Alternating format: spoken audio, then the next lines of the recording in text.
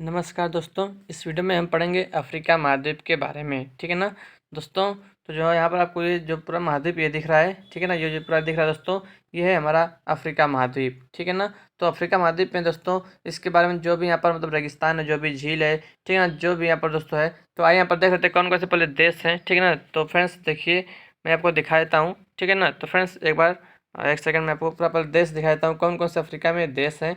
ठीक है फ्रेंड्स, तो एक बार देख लीजिए। यहाँ पर ये देखिए फ्रेंड्स, ये आपको दिख रहा है अफ्रीका महाद्वीप। ठीक है ना।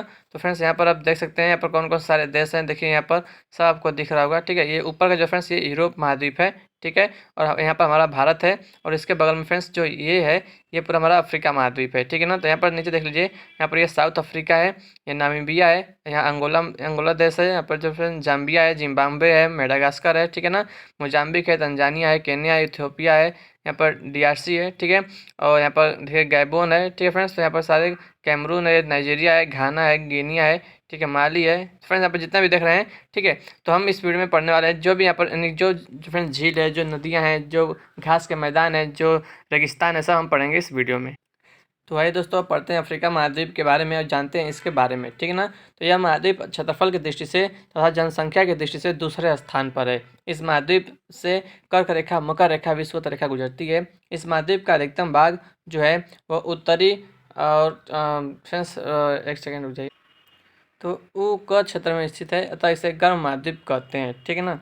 तो देखिए यह महाद्वीप जो है 4 गोलार्धों में स्थित है। मानव जीवन का विकास सर्वप्रथम इसी महाद्वीप में हुआ था, तो इसे मानव जाति का पालना कहा जाता है। ठीक है ना। और यह एक पठारी महाद्वीप है, अतः इस महाद्वीप की नदियाँ पठारी क्षेत्र से गिरते समय जलप्रपात का निर्माण करती हैं। अतः इस महाद्वीप में जो है सर्वाधिक जल विद्युत उत्पादन क्षमता पाई जाती है। यह महाद्वीप विकास की दृष्टि से पिछड़ा हुआ है, अतः इसे अंध महाद्वीप भी कहते हैं। ठीक है। तो आइए दोस्तों अब हम पढ़ेंगे, देखिए दोस्तों पढ़ेंगे हम क्या, अफ्रीका के पर्वत, कौन कौन से पर्वत हैं। ठीक है, यहाँ पर आप जो मैप बनाया हुआ देख सकते हैं 1 2 3 करके लिखा हुआ है। ठीक है ना, 5 6 7 सब लिखा है। ठीक है, तो देख सकते हैं कि पहला है एटलस पर्वत, उसका आप लोकेशन भी देख सकते हैं। ठीक है ना। तो आइए पहले एटलस देखिए कौन कौन से पर्वत है। एटलस पर्वत, लोमा पर्वत, ड्रैकन्सबर्ग है, किलीमंजारो है, केन्या पर्वत है, और रुवेनजोरी है। ठीक है, तो आइए पहले देखते हैं एटलस पर्वत के बारे में। ठीक है, तो एटलस पर्वत दोस्तों यह नवीन वलित पर्वत है, जिसका निर्माण यूरेशियन तथा अफ्रीकन प्लेट के अभिसरण से हुआ है। यह पर्वत मुख्यतः मोरक्को, अल्जीरिया और जो है ट्यूनीशिया में स्थित है। इस पर्वत की सबसे ऊंची चोटी जो है वो कौन सा है, टॉबकल है। ठीक है ना, टॉबकल, एटलस पर्वत की सबसे ऊंची चोटी कौन सी है, टॉबकल है। और इस पर्वतीय क्षेत्र में धात्विक खनिज पाए जाते हैं, जैसे कापर पाया जाता है, आयरन पाया जाता है। ठीक है, आयरन और गोल्ड। ठीक है, तो आइए देखते हैं दूसरा पर्वत है लोमा पर्वत। यह पर्वत मुख्यतः सिएरा लियोन तथा गिनी में स्थित है। इस पर्वत से नाइजर नदी का उद्गम होता है।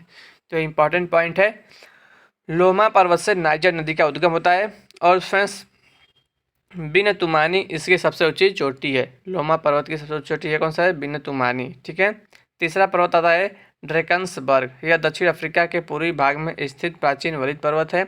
इस पर्वत की सबसे ऊंची चोटी लेनियाना है, और इस पर्वत से ऑरेंज नदी का उद्गम होता है। ऑरेंज नदी कहाँ से निकलता है, ड्रैकन्सबर्ग, ठीक है, पर्वत से निकलता है। ठीक है, और नाइजर नदी का उद्गम होता है लोमा पर्वत से। ठीक है ना। और जो है इसका एटलस पर्वत का सबसे ऊंचा चोटी है टॉबकल, याद रखिएगा। ठीक है, आइए फ्रेंड्स आगे बढ़ते हैं। अगला पर्वत है किलीमंजारो। यह तंजानिया में स्थित मृत ज्वालामुखी पर्वत है। यह अफ्रीका का सबसे ऊंचा पर्वत है। तो इम्पॉर्टेंट पॉइंट है, अफ्रीका का सबसे ऊंचा पर्वत है माउंट किलीमंजारो। ठीक है, यह पर्वत पूर्वी अफ्रीकी भ्रंश घाटी के पास स्थित है, और इस पर्वत पर पाए जाने वाले हिमनद निरंतर पिघलते जा रहे हैं। ठीक है फ्रेंड्स, तो याद रखिएगा, यह अफ्रीका महाद्वीप का सबसे ऊंचा पर्वत है माउंट किलीमंजारो। अगला दोस्तों पांचवा है केन्या पर्वत। यह ज्वालामुखी पर्वत अफ्रीका का दूसरा सबसे ऊंचा पर्वत है। यह विषुवत रेखीय क्षेत्र में स्थित है, अतः यहाँ गहन वनस्पति एवं जो है जैव विविधता पाई जाती है। यहाँ केन्या राष्ट्रीय उद्यान स्थित है, जो यूनेस्को की विश्व धरोहर सूची में सम्मिलित है। और इस पर्वत पर हिमनद है जो कि निरंतर पिघलते जा रहे हैं। ठीक है ना, तो ये हो गया पांचवा केन्या पर्वत। अगला दोस्तों है रुवेनजोरी पर्वत। ठीक है, इसके बारे में देखते हैं। यह पर्वत कांगो प्रजातांत्रिक गणराज्य DRC, ठीक है, तथा युगांडा में स्थित है। यह ज्वालामुखी पर्वत है जो पूर्वी अफ्रीकी भ्रंश घाटी के पास स्थित है। यह अफ्रीका का तीसरा सबसे ऊंचा पर्वत है।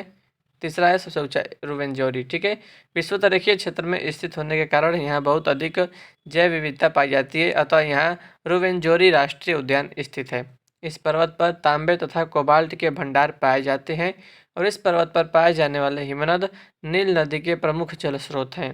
ठीक है, इन्हें चंद्रमा के पर्वत भी कहा जाता है। ठीक है, इन्हें चंद्रमा के पर्वत भी कहा जाता है, रुवेंजोरी पर्वत को। ठीक है, तो हमने पर्वत पढ़ लिया दोस्तों। ठीक है, अब हम पढ़ेंगे अफ्रीका के पठार के बारे में। अफ्रीका के पठार, ठीक है, तो देख सकते हैं कौन कौन से पठार हैं। फाउटा जालौन है, जोस है, कतांग है, बी का पठार है, बृहत कारु है, पूर्वी अफ्रीकन पठार है और इथियोपियन उच्च भूमि है। ठीक है, तो आइए पहले देखते हैं फाउटा जालौन के बारे में। दोस्तों, गिनी में स्थित पठार जो पश्चिमी अफ्रीका में जल विभाजन का कार्य करती है, ठीक है ना, तो है फाउटा जालौन पठार। दूसरा है जोस का पठार। यह पठार नाइजर और नाइजीरिया देश में स्थित है। नाइजीरिया की राजधानी अबूजा इस पठार पर स्थित है। तो याद रखिएगा, जो नाइजीरिया की राजधानी है अबूजा, वो जोस के पठार पर स्थित है और इस पठार पर टिन के भंडार पाए जाते हैं, टिन के। ठीक है, तीसरा पठार है कतांग का पठार। यह पठार डीआरसी तथा जाम्बिया में स्थित है और यह पठार तांबे तथा कोबाल्ट के भंडार के लिए विख्यात है और इस पठार से लुआलाबा नदी का उद्गम होता है जो अन्य धाराओं के साथ मिलकर कांगो नदी का निर्माण करती है। ठीक है, तो यह कतांग का पठार। चौथा दोस्तों, बी का पठार। यह अंगोला देश में स्थित है, बी का पठार। इस पठार पर बॉक्साइट के भंडार पाए जाते हैं और इस पठार से जाम्बेजी नदी का उद्गम होता है। ठीक है, जाम्बेजी नदी का उद्गम होता है बी का पठार से। ठीक है, पांचवा दोस्तों, बृहत कारु पठार। यह पठार दक्षिण अफ्रीका में स्थित है। इस पठार पर लावा की परत पाई जाती है। यहाँ बहुत से प्रमुख खनिज पाए जाते हैं, सोना, हीरा, प्लेटिनम, कोयला। ठीक है, इत्यादि। तो दोस्तों, ये एक बृहत कारु का पठार। ठीक है, अगला है पूर्वी अफ्रीका, पूर्वी अफ्रीकी पठार। यह अफ्रीका का सबसे ऊंचा पठार है। तो याद रखिएगा, पूर्वी अफ्रीकी पठार अफ्रीका का सबसे ऊंचा पठार है और यह पठार विश्वतरीय क्षेत्र में स्थित है, अतः यह वर्षा वन एवं जैव विविधता पाई जाती है। ठीक है, इस पठार पर दोस्तों अफ्रीका का सबसे ऊंचा पर्वत किलिमंजारो स्थित है। तो याद रखिएगा कि इसी जो पठार पर, पूर्वी अफ्रीकी पठार पर अफ्रीका का सबसे ऊंचा पर्वत किलिमंजारो स्थित है। यहाँ अन्य कई ज्वालामुखी चोटियाँ भी पाई जाती हैं। इस पठार पर अफ्रीका की सबसे बड़ी मीठे पानी की झील विक्टोरिया झील स्थित है। तो कौन से पठार पर? पूर्वी अफ्रीकी पठार पर। ठीक है, केन्या में इस पठार का उपयोग रोपड़ कृषि के लिए किया जाता है, मुख्यतः चाय की कृषि के लिए। ठीक है, और यहाँ मसाई जनजाति निवास करती है। तो ये भी इम्पोर्टेंट है। कौन सी जनजाति? मसाई जनजाति। ठीक है, तो पूर्वी अफ्रीकी पठार बहुत ही इंपॉर्टेंट पठार है। ठीक है, आप देखते हैं अगला कौन सा लास्ट है, इथोपियन उच्च भूमि। ठीक है, इस पठारी क्षेत्र में गर्म तथा शुष्क परिस्थितियां पाई जाती हैं। इस पठार पर बहुत सी लवणीय झीलें भी पाई जाती हैं, देख जैसे जिबूती में स्थित असल झील। ठीक है, तो ये लवड़ी झील है। यहाँ मीठे पानी की ताना झील भी स्थित है और ताना झील से ब्लू नील नदी का उद्गम होता है। ये भी इम्पोर्टेंट है। ठीक है फ्रेंड्स, तो ये हो गया इथियोपियन उच्च भूमि। ठीक है, अब पढ़ेंगे दोस्तों हम अफ्रीका की प्रमुख झीलों के बारे में। तो देखिए कौन कौन सी झीलें हैं। पहला नंबर पर है विक्टोरिया झील, दूसरा है टैंगनाइका झील, तीसरा है चाद झील। ठीक है, तो ये तीन झीलें हैं, विक्टोरिया, टैंगनाइका और चाद। तो आइए पहले पढ़ते हैं विक्टोरिया झील के बारे में। तो यह झील केन्या, युगांडा, तंजानिया के सीमा क्षेत्र पर स्थित है। तो आपको ये देश याद रखना है। जो विक्टोरिया झील है, केन्या, युगांडा और तंजानिया, केन्या, युगांडा और तंजानिया के सीमा क्षेत्र पर स्थित है। यह अफ्रीका की सबसे बड़ी मीठे पानी की झील है। यह विश्व की दूसरी सबसे बड़ी मीठे पानी की झील है। ठीक है, और इस झील से विषुवत रेखा गुजरती है। विक्टोरिया झील से दोस्तों विषुवत रेखा गुजरती है। यह झील भ्रंश घाटी में स्थित नहीं है। इस झील से श्वेत नदी का उद्गम होता है। दोस्तों, श्वेत नदी का उद्गम होता है विक्टोरिया झील से। ठीक है, तो यह हो गया विक्टोरिया झील के बारे में। आइए दूसरा देखते हैं टैंगनाइका झील। यह झील मुख्यतः डीआरसी तथा तंजानिया के बीच स्थित है। यह भ्रंश घाटी में स्थित है। यह विश्व की सबसे लंबी झील है तथा यह विश्व की दूसरी सबसे गहरी झील है। दोस्तों, विश्व की सबसे लंबी झील है टैंगनाइका झील और विश्व की सबसे दूसरी गहरी झील है टैंगनाइका झील। ठीक है, तीसरा पढ़ते हैं चाद झील के बारे में। यह झील नाइजीरिया, नाइजर, चाद तथा कैमरून देशों के सीमा क्षेत्र पर स्थित है। कौन कौन से देश हैं? Nigeria, Niger, Chad, Cameroon. ठीक है, यह मीठे पानी की झील है जो निरंतर सिकुड़ती जा रही है। इस झील का अस्तित्व खतरे में है। इस झील में 4 नदी गिरती है, अतः इसमें जो है अंतःस्थलीय अपवाह तंत्र पाया जाता है। ठीक है, तो यह है चाद झील। ठीक है दोस्तों, अब देखते हैं अफ्रीका की प्रमुख नदियाँ। दोस्तों देखिए कौन कौन सी नदियाँ हैं। पहला है वोल्टा झील नदी है, दूसरा है नाइजर नदी, तीसरा है कांगो, चौथा है जाम्बेजी, पांचवा है ऑरेंज नदी, छठवां है लिम्पोपो नदी, सातवां है नील नदी। ठीक है दोस्तों, तो सबसे पहले देखेंगे वोल्टा नदी के बारे में। ठीक है ना, वोल्टा नदी पहला देखते हैं फ्रेंड्स। देखिए, इस नदी का उद्गम पश्चिमी उच्च प्रदेश से होता है तथा यह गिनी की खाड़ी में गिरती है। वोल्टा नदी का उद्गम पश्चिमी उच्च प्रदेश से होता है और यह गिनी की खाड़ी में गिरती है। यह घाना की प्रमुख नदी है। वोल्टा नदी घाना की प्रमुख नदी है। इस नदी पर अकोसोम्बो बांध स्थित है जिससे वोल्टा झील का निर्माण होता है। क्षेत्रफल की दृष्टि से वोल्टा झील विश्व की सबसे बड़ी मानव निर्मित झील है। दोस्तों मोस्ट इम्पॉर्टेंट पॉइंट है ये, क्षेत्रफल की दृष्टि से वोल्टा झील विश्व की सबसे बड़ी मानव निर्मित झील है वोल्टा झील। ठीक है, इसका लोकेशन भी आप देख सकते हैं, पहला नंबर पर कहाँ लिखा हुआ है।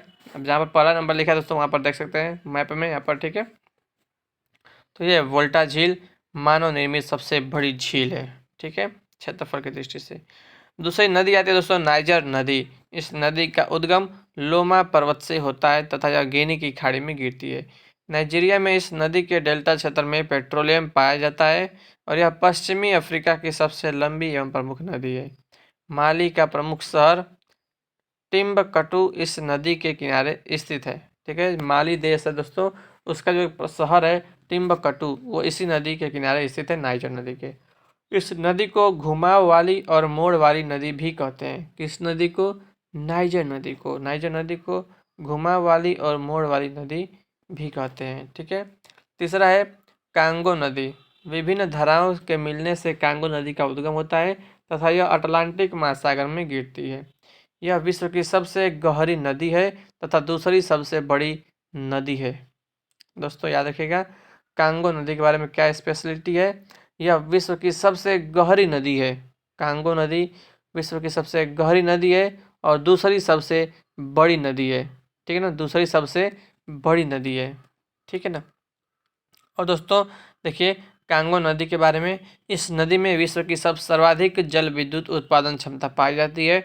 इस नदी पर ग्रेट इंगा परियोजना का निर्माण किया जा रहा है जो विश्व की सबसे बड़ी हाइड्रो इलेक्ट्रिक पावर परियोजना होगी, 40,000 मेगावाट की। यह नदी 2 बार विषुवत रेखा को काटती है। कौन सी नदी? कांगो नदी। इस नदी को जायर नदी भी कहते हैं। ठीक है ना, कांगो नदी को जायर नदी भी कहते हैं। इस नदी के बेसिन क्षेत्र में पिगमी जनजाति निवास करती है। ठीक है, तो कांगो नदी के बारे में ये आपको चीज़ें याद रखनी है। ठीक है, चौथी है जाम्बेजी नदी। इस नदी का उद्गम बी के पठार से होता है तथा यह मोजाम्बिक चैनल में गिरती है। ठीक है, यह नदी जाम्बिया और जिम्बाब्वे के बीच सीमा बनाती है। इस नदी पर करीबा बांध स्थित है जिससे करीबा झील का निर्माण होता है। दोस्तों आयतन की दृष्टि से करीबा झील विश्व की सबसे बड़ी मानव निर्मित झील है। आयतन की दृष्टि से, ठीक है ना, आयतन की दृष्टि से करीबा झील विश्व की सबसे बड़ी मानव निर्मित झील है। इस नदी पर विक्टोरिया जलप्रपात स्थित है। किस नदी पर? जाम्बेजी नदी पर विक्टोरिया जलप्रपात स्थित है जो विश्व का सबसे चौड़ा जलप्रपात है। कौन सा जलप्रपात है? विक्टोरिया जलप्रपात है जो जाम्बेजी नदी पर स्थित है। ठीक है, जो विश्व का सबसे चौड़ा जलप्रपात है। और याद रखिए दोस्तों कि आयतन की दृष्टि से करीबा झील विश्व की सबसे बड़ी मानव निर्मित झील है। ठीक है, अब देखते हैं पांचवा ऑरेंज नदी के बारे में। यह नदी ड्रेकन्सबर्ग पर्वत से निकलती है तथा यह अटलांटिक महासागर में गिरती है। यह दक्षिण अफ्रीका की सबसे प्रमुख नदी है, लॉन्गेस्ट नदी है ऑरेंज नदी। यह नदी नामीबिया तथा दक्षिण अफ्रीका के मध्य सीमा बनाती है। इसकी प्रमुख सहायक नदी है वाल नदी। ठीक है ना, ऑरेंज नदी की प्रमुख सहायक नदी है वाल।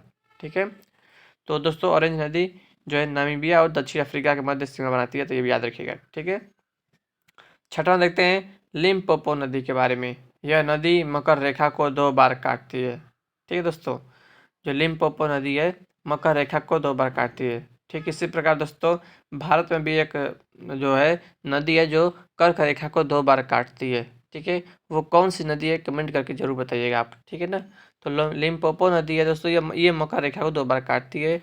यह दक्षिण अफ्रीका दोस्तों, जो लिम्पोपो नदी है दक्षिण अफ्रीका, बोत्सवाना और जिम्बाब्वे के बीच सीमा क्षेत्र पर बहती है। ठीक है ना, लिम्पोपो नदी दक्षिण अफ्रीका, बोत्सवाना और जिम्बाब्वे के बीच सीमा क्षेत्र पर बहती है। ठीक है, अब देखते हैं विश्व की सबसे लंबी नदी नील नदी के बारे में। एक एक पॉइंट इसका इम्पोर्टेंट रहेगा। ठीक है, तो इस नदी का उद्गम सूडान की राजधानी खार्तूम से होता है, जहां श्वेत नील तथा ब्लू नील नदी बहुत मिलती है। ठीक है, तो नील नदी का उद्गम सूडान की राजधानी खार्तूम से होता है, जहां पर श्वेत नील और ब्लू नील नदी मिलती है आपस में। इस नदी के बेसिन का उपयोग चावल और कपास की खेती के लिए किया जाता है। यह विश्व की सबसे लंबी नदी है और मिस्र अपनी जलापूर्ति के लिए पूर्ण रूप से नील नदी पर निर्भर करता है। अतः मिस्र को नील नदी का उपहार कहा जाता है। मिस्र में इस नदी पर अस्वान बांध स्थित है। कौन सा बांध है? अस्वान बांध स्थित है। यह नदी डेल्टा बनाते हुए भूमध्य सागर में गिरती है। ठीक है, इस नदी के डेल्टा क्षेत्र में मिस्र के प्रमुख शहर स्थित है, जैसे अलेक्सांड्रिया। ठीक है, तो मुख्य का प्रमुख शहर है अलेक्सांड्रिया, जो कि इस नदी के डेल्टा क्षेत्र में स्थित है। ठीक है फ्रेंड्स, तो नील नदी का उद्गम है सूडान की राजधानी खार्तूम, जहाँ पर श्वेत नील और ब्लू नील आपस में मिलती है। ठीक है, और इसका उपयोग याद रखिएगा कि चावल और कपास की खेती के लिए किया जाता है। विश्व की सबसे लंबी नदी है। ठीक है, इसकी लंबाई दोस्तों है लगभग 6550 किलोमीटर, शायद मतलब देख लीजिएगा सही है। ठीक है, और अपनी जलापूर्ति के लिए पूर्व से नील नदी पर स्थित है मिस्र नदी, इसलिए मिस्र को नील नदी का उपहार कहते हैं। ठीक है, देखिए आप इसके बारे में इम्पोर्टेंट है। सोने की राजधानी विश्व की सोने की राजधानी किसको कहते हैं? जोहान्सबर्ग को कहते हैं। और विश्व की हीरे की राजधानी किसको कहते हैं दोस्तों? किम्बरले को कहते हैं। किम्बरले को विश्व की हीरे की राजधानी कहते हैं और सोने की राजधानी कहते हैं जोहान्सबर्ग को। ठीक है, देखिए जिब्राल्टर जल संधि के बारे में। यह जल संधि भूमध्य सागर को अटलांटिक महासागर से जोड़ती है। ठीक है ना, जो जिब्राल्टर जल संधि है ये भूमध्य सागर को अटलांटिक महासागर से जोड़ती है और यह अफ्रीका को यूरोप से अलग करती है। किसको जोड़ती है, किसको अलग करती है, ये इंपॉर्टेंट है। ठीक है ना, तो जो जिब्राल्टर जल संधि है वो भूमध्य सागर को अटलांटिक महासागर से जोड़ती है और अफ्रीका को यूरोप से अलग करती है। यह मोरक्को को जिब्राल्टर जो कि यूके में पड़ता है उससे अलग करती है। ठीक है ना, जो मोरक्को देश है, मोरक्को देश को जो है जिब्राल्टर से अलग करती है। ठीक है, अफ्रीका महाद्वीप को यूरोप महाद्वीप से अलग करती है, भूमध्य सागर को अटलांटिक महासागर से जोड़ती है। ठीक है, आइए दोस्तों अब देखते हैं दक्षिण अफ्रीका के मैदान। ठीक है ना, देखिए पहला मैदान कौन सा है? सवाना घास के मैदान। तो यह घास के मैदान जो है वो विषुवत रेखा के दोनों ओर पाए जाते हैं। यह दोस्तों उष्णकटिबंधीय घास के मैदान है जिनमें ग्रीष्म एवं शीत ऋतु का निर्माण होता है। ठीक है, यहाँ लगभग दोस्तों 75 से 100 सेंटीमीटर वर्षा प्राप्त होती है। सीमित वर्षा के कारण यहाँ लंबी, मोटी तथा पौष्टिक घास का विकास होता है। इस घास के मैदान में विश्व के सबसे बड़े स्थलीय जीव पाए जाते हैं। वन्य जीवों के कारण इस मैदान का उपयोग पूर्व काल में शिकार के लिए किया जाता था, अतः इसे लैंड ऑफ बिग गेम भी कहा जाता था। तो दोस्तों यह है सवाना घास का मैदान। ठीक है ना, याद रखिएगा कि विषुवत रेखा के दोनों ओर पाए जाते हैं। ठीक है फ्रेंड्स, आइए अब दूसरा घास का मैदान देखते हैं, वेल्ड घास के मैदान, वेल्ड्स। ठीक है, यह दक्षिण अफ्रीका में स्थित शीतोष्ण घास के मैदान है और इस घास के मैदान में लाल घास पाई जाती है। लाल घास, यहाँ की मुख्य नदी वाल है। ठीक है ना दोस्तों, वाल नदी जो है, ये वाल नदी किसकी सहायक नदी थी? नील नदी की ना। तो आइए एक बार देख लेते हैं जो वाल नदी है, एक बार कंफर्म करता हूँ दोस्तों। ठीक है ना, तो इसकी नहीं है क्या? एक सेकंड में देख लेता हूँ। ठीक है ना, देखिए यहाँ पर है फ्रेंड्स, ये ऑरेंज नदी, ठीक है ना। ऑरेंज नदी की प्रमुख सहायक नदी है वाल नदी, ठीक है ना, वाल नदी। ठीक है, तो आइए आगे बढ़ते हैं, अब देख लेते हैं। ठीक है, तो वेल्ड यहाँ की जो प्रमुख मुख्य नदी है वाल नदी। इस घास के मैदान का उपयोग मुख्यतः पशुपालन के लिए किया जाता है। ठीक है, अब देखते हैं दोस्तों दक्षिण अफ्रीका के मरुस्थल। तो यहाँ पर आप देख सकते हैं ये दक्षिण अफ्रीका महाद्वीप है। सबसे ऊपर देख सकते हैं सहारा रेगिस्तान है, और यहाँ पर दो एक है नामिब और दूसरा है कालाहारी। ठीक है, तो तीन यहाँ पर दक्षिण मरुस्थल है। ठीक है ना, अफ्रीका महाद्वीप के। देखिए सबसे पहले देखेंगे सहारा मरुस्थल के बारे में। सहारा मरुस्थल यह विश्व का सबसे बड़ा गर्म मरुस्थल है। यह एकमात्र ऐसा मरुस्थल है जो महाद्वीप के पश्चिमी से पूर्वी भाग तक विस्तृत है। यह मरुस्थल उत्तरी अफ्रीका के 11 देशों में विस्तृत है। ठीक है ना, उत्तरी अफ्रीका के 11 देशों में विस्तृत है। यह पथरीला मरुस्थल है, अतः हमादा का उदाहरण है। ठीक है, इस मरुस्थल में लाल मृदा पाई जाती है। इस मरुस्थल में तुआरेग एवं बेदुइन जनजाति निवास करती हैं, जो मुख्यतः इस क्षेत्र में पशुपालन करती है। यहाँ अल अजीजिया लीबिया में अत्यधिक उच्च तापमान अभिलेखित किया जाता है। तो ये फ्रेंड्स देखिएगा, यहाँ अल अजीजिया में जो है लीबिया में पड़ता है, लीबिया देश में पड़ता है। अल अजीजिया नामक स्थान है, यहाँ पर उच्च तापमान जो है रिकॉर्ड किया गया है। ठीक है ना, अल अजीजिया नामक स्थान है, लीबिया देश में पड़ता है। दोस्तों यहाँ पर ये सब याद रखिएगा सारा मरुस्थल के बारे में। ठीक है, हम देखते हैं कालाहारी मरुस्थल के बारे में। दोस्तों यह मरुस्थल बोत्सवाना देश में स्थित है। जो कालाहारी मरुस्थल है वो किस देश में स्थित है? बोत्सवाना देश में स्थित है। यह रेतीला मरुस्थल है, अतः अर्ग का उदाहरण है। दोस्तों यह रेतीला मरुस्थल है, ये इसलिए अर्ग का उदाहरण है। और दोस्तों जो ये वाला था ना, ये पथरीला मरुस्थल है, सारा वाला ये पथरीला मरुस्थल है, तो हमादा का उदाहरण। तो याद रखिएगा, जो पथरीला मरुस्थल होता है वो हमादा का उदाहरण होता है, और जो रेतीला मरुस्थल होता है वो अर्ग का उदाहरण होता है। ठीक है, इस मरुस्थलीय क्षेत्र में बुशमैन जनजाति निवास करती है। कालाहारी मरुस्थल के क्षेत्र में दोस्तों बुशमैन जनजाति निवास करती है। ठीक है, अब देखते हैं तीसरा जो है नामिब मरुस्थल के बारे में। ठीक है, यह मरुस्थल नामीबिया देश में स्थित है। यह रेतीला मरुस्थल है जिसका निर्माण ठंडी बेंगुला धारा के कारण हुआ है। यह मरुस्थल यूनेस्को की विश्व धरोहर सूची में सम्मिलित है, क्योंकि यहाँ कोहरे से ढके हुए बालू का स्तूप पाए जाते हैं। ठीक है ना, कोहरे से ढके हुए बालू का स्तूप पाए जाते हैं। नामिब मरुस्थल, ठीक है ना, याद रखिएगा ये विश्व धरोहर सूची में शामिल है। ठीक है, अब देखिए मेडागास्कर दोस्तों एक देश है, तो द्वीप भी है। ठीक है, तो यह हिंद महासागर का सबसे बड़ा द्वीप है। ठीक है, मैंने आपको शुरू में मेडागास्कर को दिखाया था। ठीक है ना, यह हिंद महासागर का सबसे बड़ा द्वीप है। ठीक है दोस्तों, अब देखिए हार्न ऑफ अफ्रीका क्या होता है। तो इथियोपिया, सोमालिया, जिबूती और इरिट्रिया, इन चारों को मिलाकर मतलब ठीक है, इन चारों को मिलाकर हम उसको बोलते हैं क्या? Horn of Africa. Ethiopia, Somalia, Djibouti, Eritrea. Ethiopia, Somalia, Djibouti, Eritrea, इन चारों को मिलाकर कहते हैं क्या?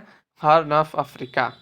सिनाई प्रायद्वीप क्या होता है? यह प्रायद्वीप लाल सागर के उत्तर में स्थित है। ठीक है ना, लाल सागर के उत्तर में स्थित है क्या? सिनाई प्रायद्वीप। यह प्रायद्वीप एशिया तथा अफ्रीका को जोड़ता है। एशिया और अफ्रीका को जोड़ता है कौन सा प्रायद्वीप? सिनाई प्रायद्वीप लाल सागर के उत्तर में स्थित है। यह मिस्र का भी भाग है। ठीक है ना, तो याद रखिएगा सिनाई प्रायद्वीप के बारे में, यह लाल सागर के उत्तर में स्थित है।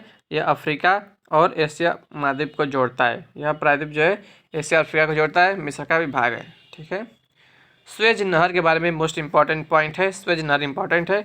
इस नहर का निर्माण 1869 में हुआ था, 1869। दोस्तों 1869 में जो है महात्मा गांधी जी का जन्म हुआ था। ठीक है ना, इस यह नहर, तो आप ट्रिक से याद कर लीजिएगा कि महात्मा गांधी जी का जो जन्म हुआ था वो 1869 में स्वेज नहर में हुआ था। तो आप ऐसे याद करेंगे, इसका भी निर्माण और गांधी जी का तो जन्म तो आपको याद ही होगा। यह नहर लाल सागर को भूमध्य सागर से जोड़ता है। जो लाल सागर दोस्तों, जो स्वेज नहर है लाल सागर को भूमध्य सागर से जोड़ता है। यह एक प्रमुख अंतर्राष्ट्रीय जलमार्ग है। यह नहर पोर्ट सईद को पोर्ट स्वेज से जोड़ती है, और इस नहर का नियंत्रण मिस्र द्वारा किया जाता है। ठीक है, अब देखते हैं पूर्वी अफ्रीकी भ्रंश घाटी। ठीक है, यह भ्रंश घाटी अरब प्रायद्वीप तथा पूर्वी अफ्रीका में स्थित है। यह उत्तरी सीरिया से प्रारंभ होकर मृत सागर, लाल सागर से होते हुए पूर्वी अफ्रीका में मोजाम्बिक देश तक जाती है। इस भ्रंश घाटी का निर्माण नूबियन तथा सोमाली प्लेट के अभिसरण से हुआ है। यह विश्व की सबसे लंबी भ्रंश घाटी है, 6000 किलोमीटर। इस भ्रंश घाटी के पास बहुत से ज्वालामुखी पर्वत स्थित है, जैसे किलिमंजारो। इस भ्रंश घाटी में बहुत सी झीलें स्थित है। कौन कौन सी है? टैंगनाइका, एल्बर्ट, एडवर्ड, तुर्काना और न्यासा झील। ठीक है ना, तो याद रखिएगा पूर्वी अफ्रीकी भ्रंश घाटी के बारे में। ठीक है ना दोस्तों, देखिए यहाँ तक पूरा हमारा जो है यूरोप महाद्वीप यानी कि अफ्रीका महाद्वीप पूरा खत्म हो गया। ठीक है ना दोस्तों, तो आशा करते हैं कि आपको पढ़ने में मज़ा आया होगा। ठीक है ना, बहुत सी नई चीज़ें आपको जानने को मिली होंगी। ठीक है तो फ्रेंड्स, तो आशा करते हैं दोस्तों आपको वीडियो अच्छा लगा। ठीक है, वीडियो को लाइक करिएगा जरूर। ठीक है, चैनल पर नए चैनल को सब्सक्राइब कर लीजिएगा। ठीक है फ्रेंड्स, तो मिलते हैं आपसे नेक्स्ट वीडियो में। ठीक है फ्रेंड्स, तो इस वीडियो को देखने के लिए दोस्तों आप लोगों का बहुत बहुत धन्यवाद।